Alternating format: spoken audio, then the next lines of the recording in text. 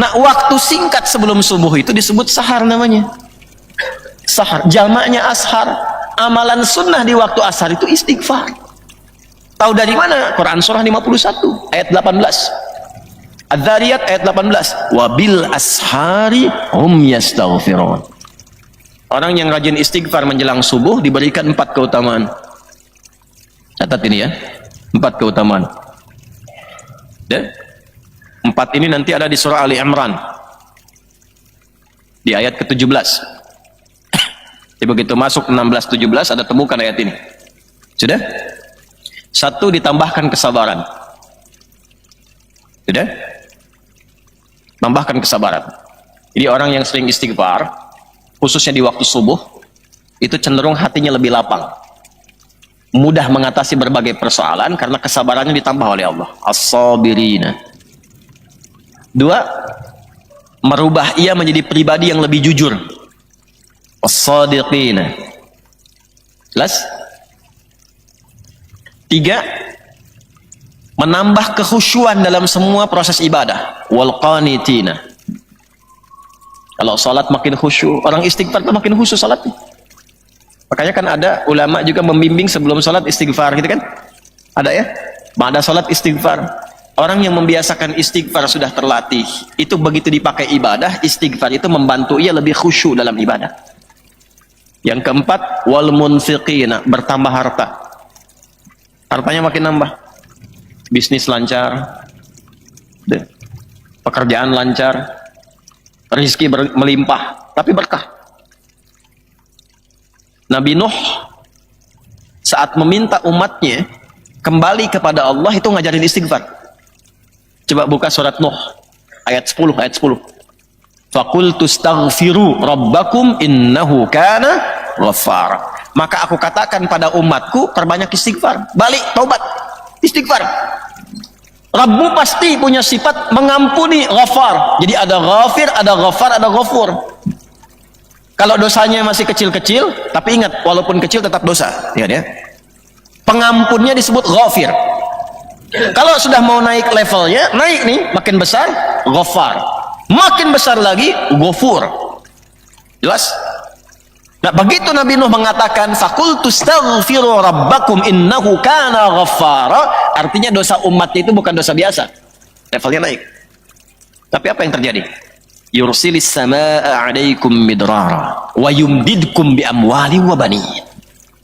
Semakin rajin istighfar, yang sulit dibuka oleh Allah. Air hujan turun mudah. Orang rajin istighfar itu Masya Allah, dibuka ya Allah. Sudah lama gersang ya Allah, minta hujan. Turun. Makanya istisqa itu kan dibuka dengan taubat. Ya kan? Nah sekarang orang udah rajin taubat. Itu aja. Wa yumdidkum bi amwal.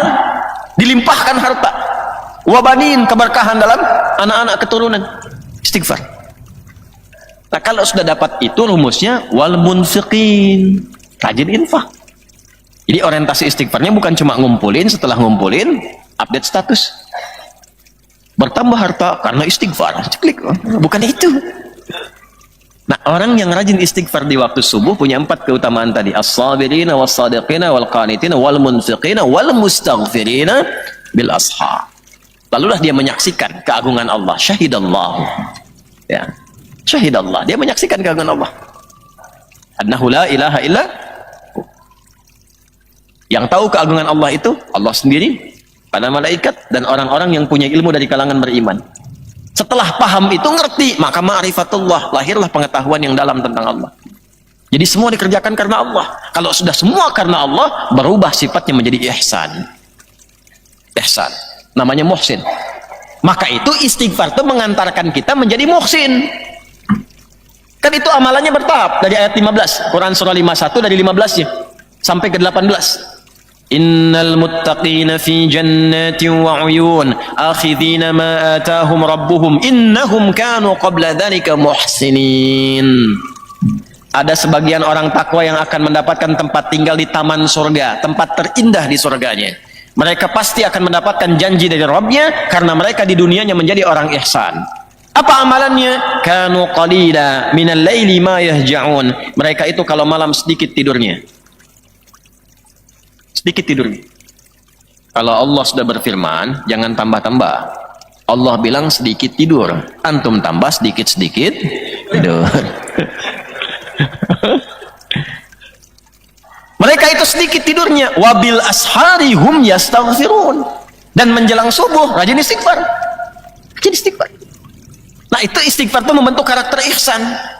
Kalau sudah ihsan, apa kata Nabi di hadis Muslim nomor hadis yang ke-8?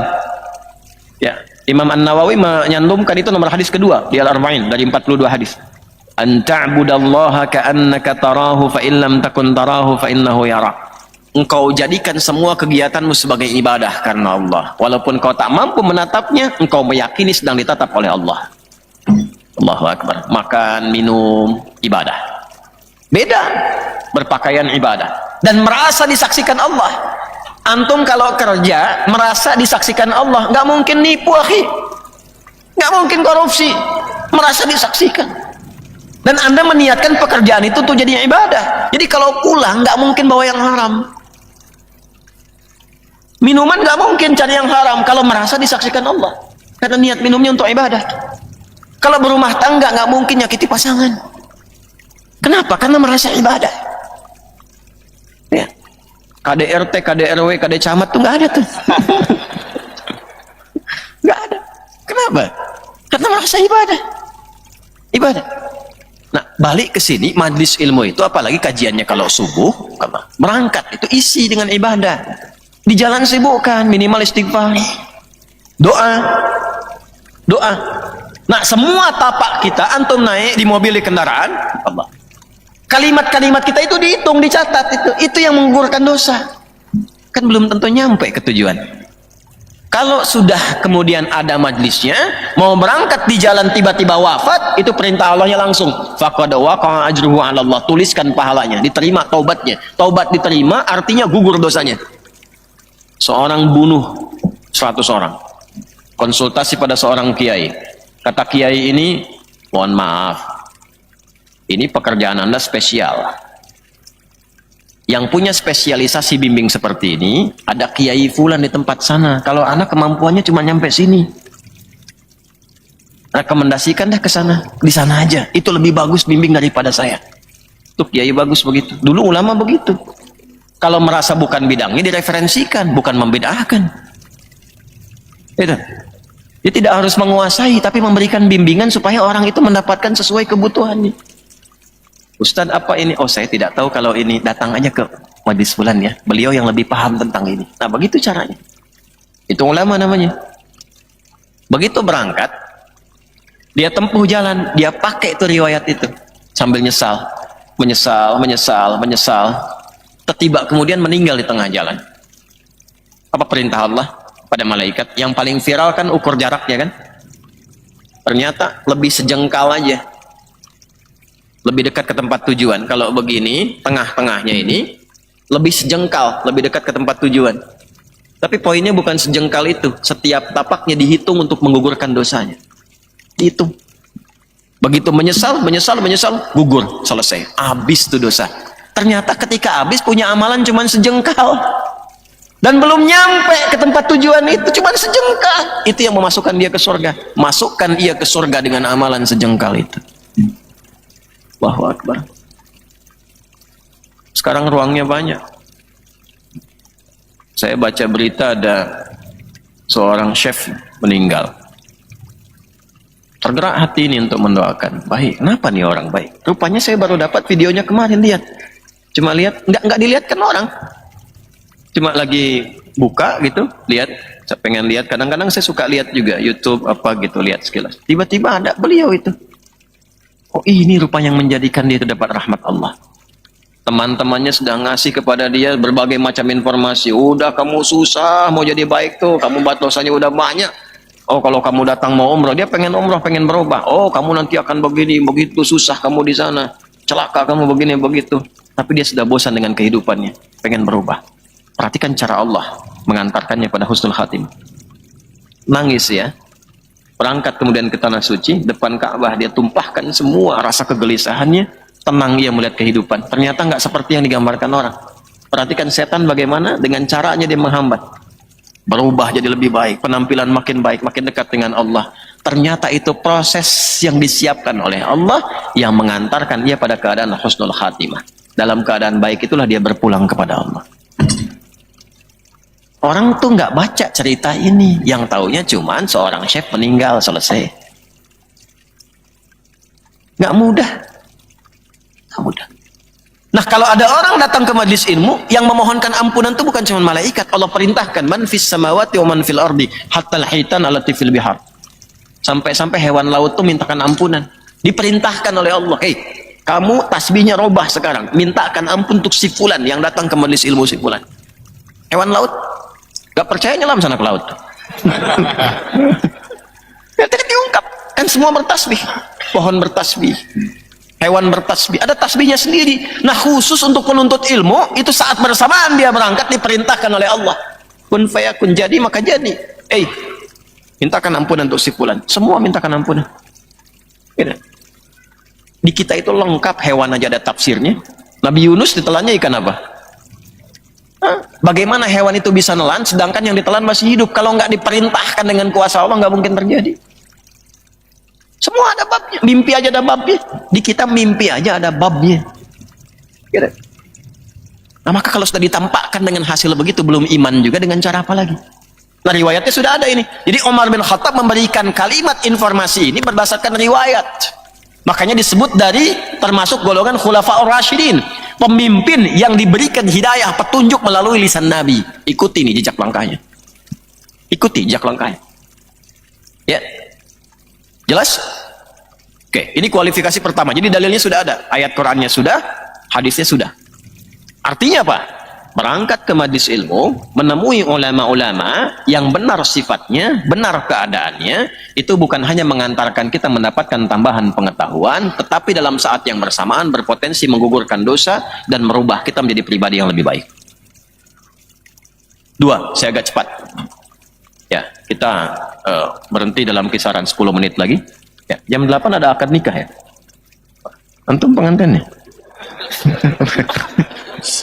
Alhamdulillah. Mudah-mudahan jadi pengantin akhirat ya.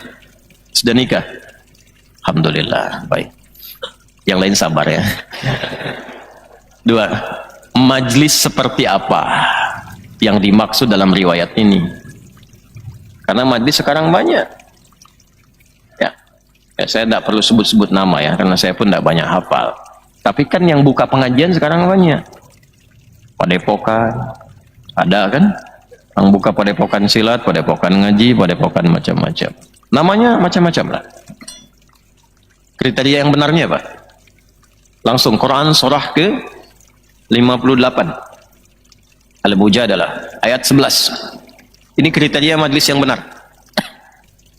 Menurut Quran ya, jadi saya pakai Quran, pakai hadis, jadi nggak bisa dibantah. Bukan pendapat pribadi. Masa mau bantah Allah kan nggak mungkin. Ya, bantah Rasulullah langsung murtad nanti, kufur. Sudah? Ya ayyuhalladzina amanu, idza qila lakum tafassahu fil majalis, fafsahu yafsahillahu lakum. Udah, kalimatnya jelas tuh, tidak ambigu, terang sekali. Ya ayyuhalladzina amanu, hei semua para pemilik iman dimanapun berada, besar kecil tua muda tanpa batasan. Saya detilkan ya. Ya harfun nida linida'il qarib mutawassit wal ba'id. Alhamdulillah. Huruf panggilan ya itu memanggil objek dengan semua jarak, mau dekat, menengah atau jauh. Disebutkan dalam Quran setidaknya sebanyak 361 kali. Ayyuha, ayyunya munada, fungsinya menguatkan informasi. Haknya tanbih, fungsinya mengingatkan pentingnya informasi. Disebutkan ayyuha sebanyak 150 kali dalam Al-Quran. Alladzina, itu isim mausul, berfungsi jamak kepada siapapun tanpa sekat semua golongannya. Laki-laki, perempuan, tua, muda, besar, kecil, semua tanpa kecuali. Disebutkan 1080 kali dalam Al-Quran. Digabungkan, ya ayyuhalladzina amanu, hei semua pemilik iman tanpa kecuali, besar, kecil, tua, muda, laki-laki, perempuan, aku tak peduli status sosialmu, kata Allah. Dimanapun kau berada, aku ingatkan ya, aku tekankan ya. Idza qila lakum tafassahu fil majalis, fafsahu yafsahillahu lakum. jika disampaikan kepada kalian, diinfokan kepada kalian, luaskan majlis-majlis. Kalimatnya jelas. Majalis jama' dari kata majlis. Jelas ya? Jadi yang dimaksud tempat menuntut ilmu yang bisa merubah kita jadi lebih baik, ingat taubat, dekat dengan Allah, berubah jadi saleh, namanya dalam Al-Quran disebut majalis jama' dari kata majlis. Dan perintahnya sederhana. Satu disebut dengan kata iman. Artinya kalau orang punya iman, pasti yang ditujunya majlis, bukan yang lain. Di iman itu standarnya.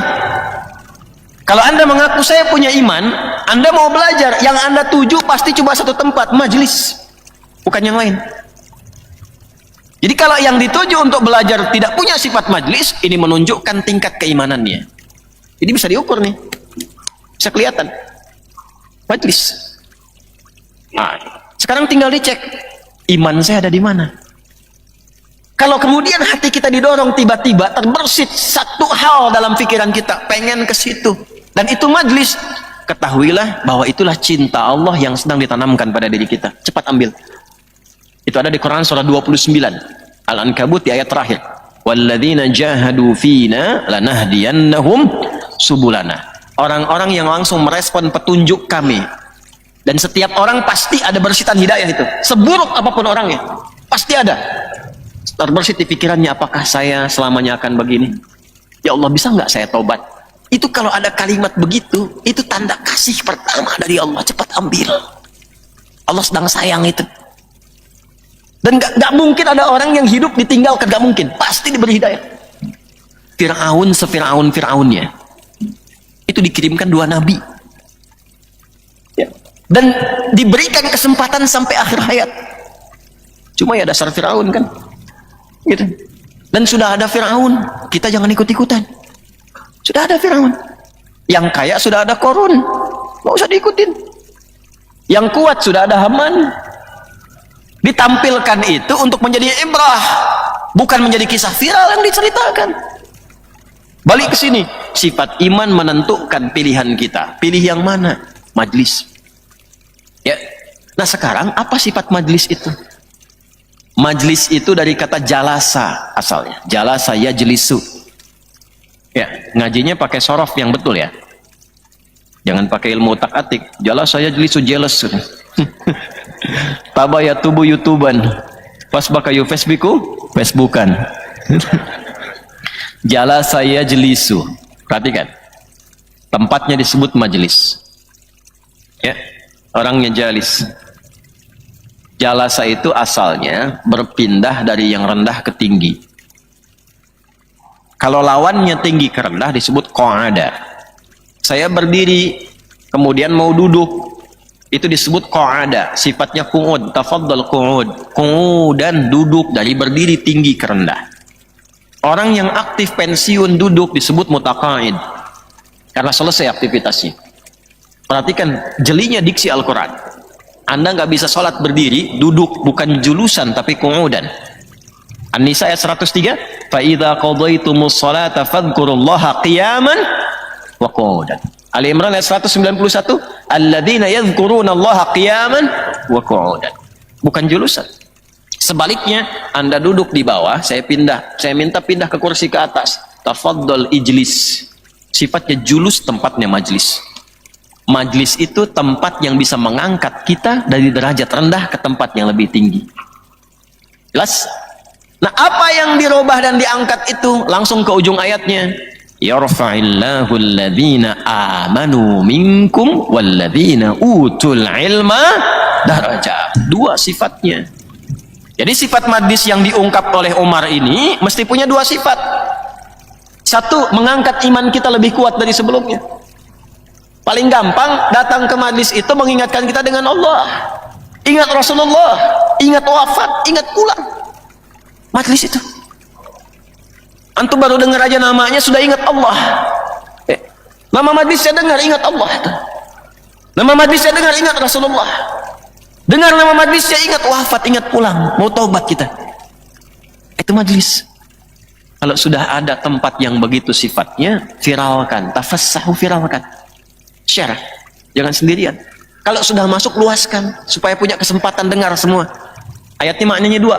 Kalau belum masuk, viralkan. Ada kajian nih, ya, di majlis bulan begini, viralkan, bikin status. Ya. Kalau sudah masuk, desak-desakan dan sebagainya, luaskan supaya nyaman belajarnya. Yang belum duduk ada kosong, geser dikit. Dan gak usah merobos. Nanti kita masuk ke situ, cara masuknya pun diatur. Anda dari belakang jangan terobos. Kalau memang kosong, maju ke depan, masuk, ucapkan salam, duduk di tempat yang bisa dia duduk. Gitu. Itulah tafassahu. Satu, merubah tingkat keimanan. Makanya kalau ngaji dengan saya, tidak merubah Anda lebih dekat dengan Allah. Tidak memberikan pengaruh pada tingkat keimanan Anda. Cepat tinggalkan saya. Cari ustaz lain. Cari ustaz lain. Ya? Itu iman satu. Yang kedua, walladzina utul ilma darajat, menambah wawasan. Ilmu nambah. Dan kalau ngajinya pakai iman, yang kasih ilmunya Allah. Kalimatnya beda. Utul ilma, diberi ilmu oleh Allah. Diberi, bukan dapat. Jadi sifatnya dirubah. Bukan karena ikhtiar kita yang pintar dapat ilmu, tapi keimanan kita menjadikan Allah yang kasih ilmu.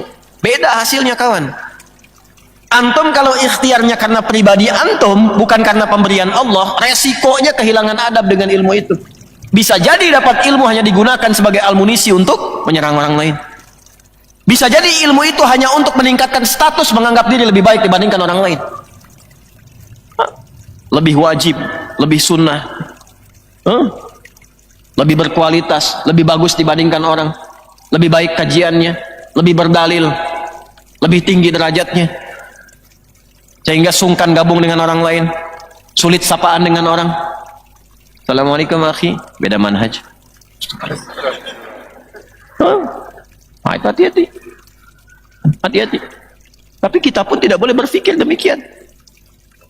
Awas nih, begitu disebut langsung kepikiran ini itu, tidak, nggak boleh begitu. Kita hanya mengungkapkan sesuatu berdasarkan nalar yang dibangun oleh petunjuk Al-Quran. Bahasa Qurannya beda. Utul ilma, dikasih ilmu sama Allah. Karena yang ngasih Allah dan Allah sempurna sifat kebaikannya, maka ilmu itu merubah dia menjadi pribadi yang lebih baik dengan ilmunya. Dengan ilmunya lebih bijak, tahu, imannya meningkat, semangat subuhnya.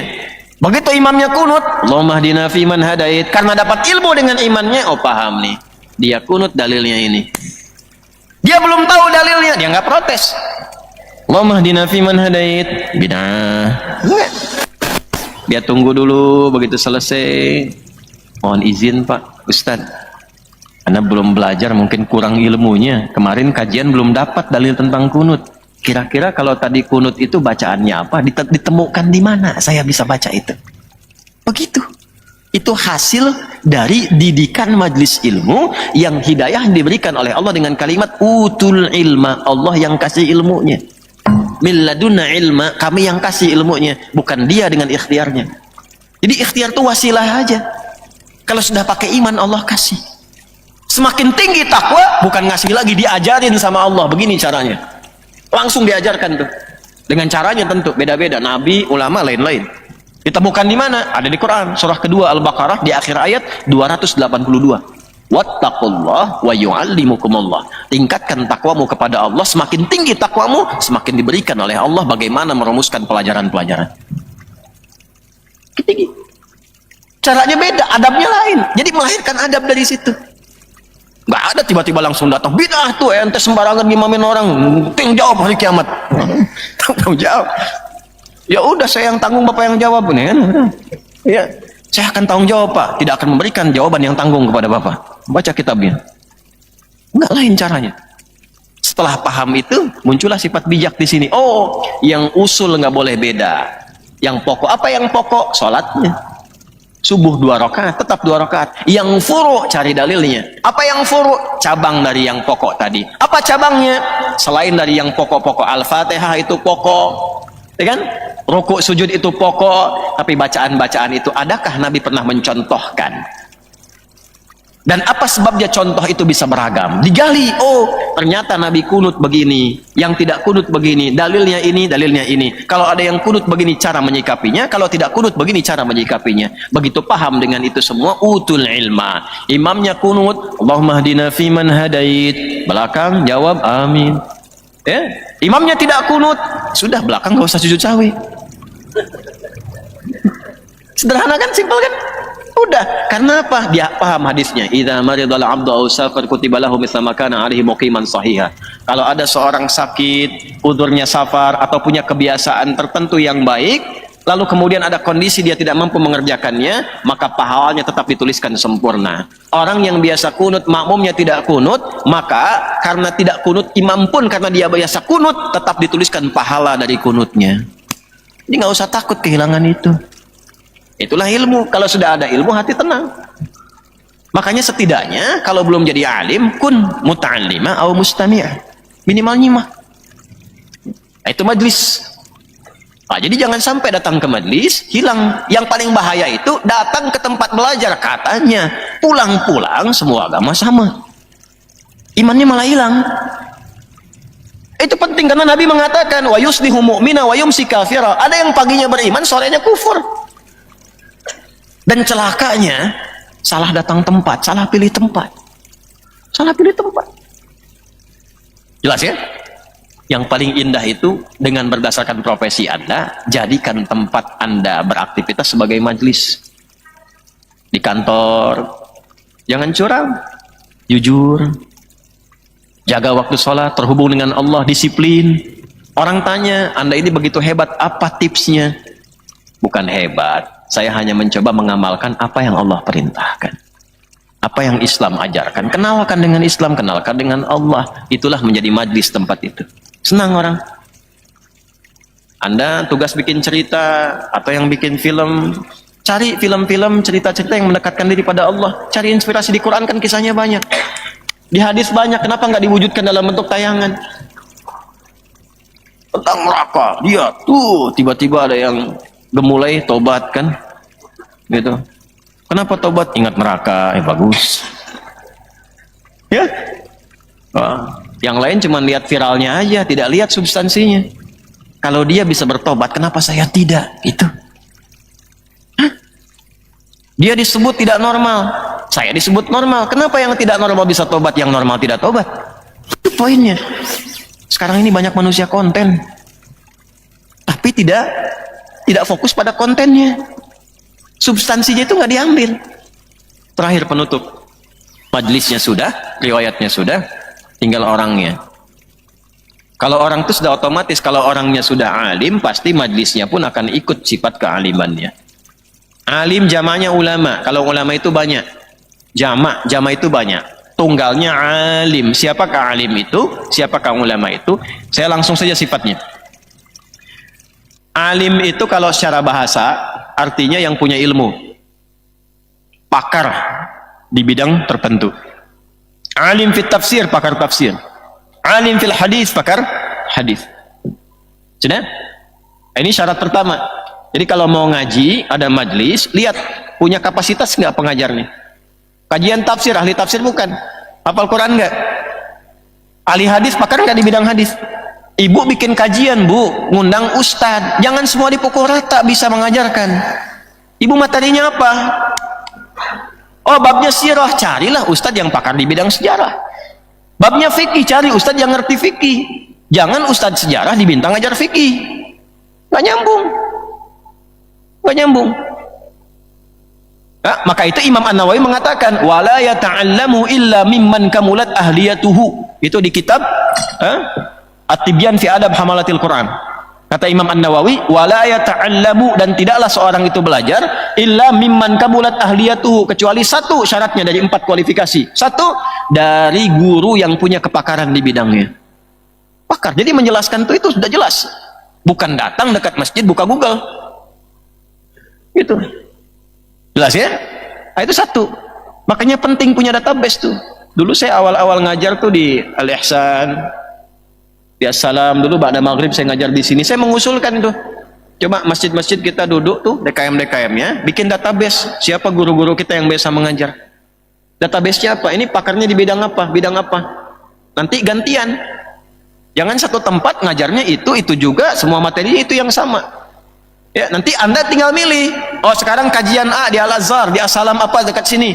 Di Al-Ihsan apa di sana, masjid lain apa. Tinggal pilih yang sedang Anda butuh apa, yang ngajar itu.